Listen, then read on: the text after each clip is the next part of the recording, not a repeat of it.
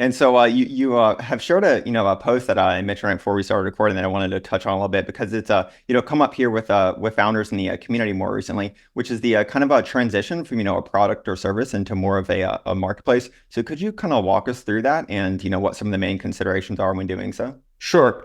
This is one of my favorite topics. So how do you take regular products and services and turn them into platforms, more generally marketplaces in particular? So I'll keep it short and sweet here.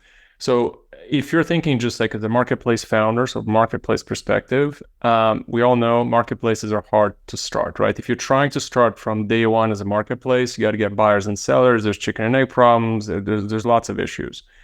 So in some situations, what happens, there's a way, basically you can start as a pure product or service and later on turn it into a marketplace. So there's some good examples of this. OpenTable is a good one, started as sort of point of sale systems for restaurants, then became marketplace, and there are others, right?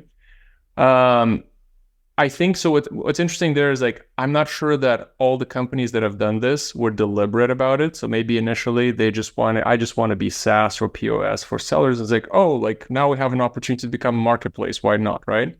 But I think now that we understand this, I've certainly encountered marketplace founders where it just seemed like a good idea to think about. Is it easier to start maybe by offering a standalone service to one side and then more easily transition to a marketplace later? So I approach it from that perspective. Yeah, no, as I mentioned, it's something we're commonly discussing here, and it kind of goes both ways. Sorry, just actually, I would add one more thing there. So a little bit, one more nuance sort of to give founders something to think about. So one of them is just pure product to one side or the other. A slight variation of this is what I call like start as a reseller or a retailer.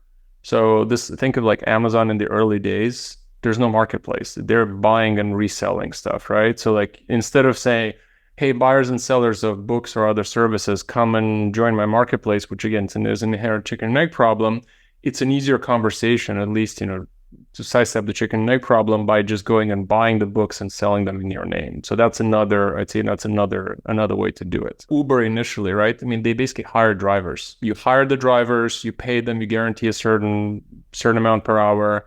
They work for you, and then you get a bunch of riders, and then later on you turn and say, hey, we don't need to guarantee payments. You're just a free agent. You just get paid based on the number of rides you make.